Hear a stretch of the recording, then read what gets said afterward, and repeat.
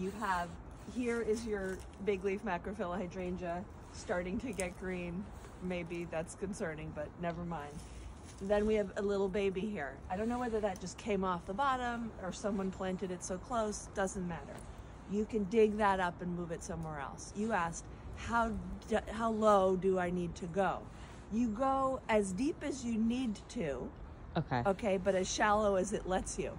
Got it. So go until you hit roots. You have to circle the plant, dig, dig, dig, pry it out then. You use the shovel, push it, and then pry it out. Okay. Okay, then you move it somewhere else.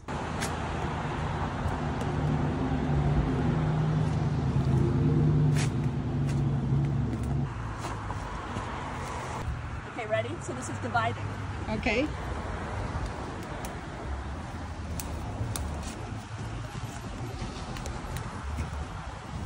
Wow, yes.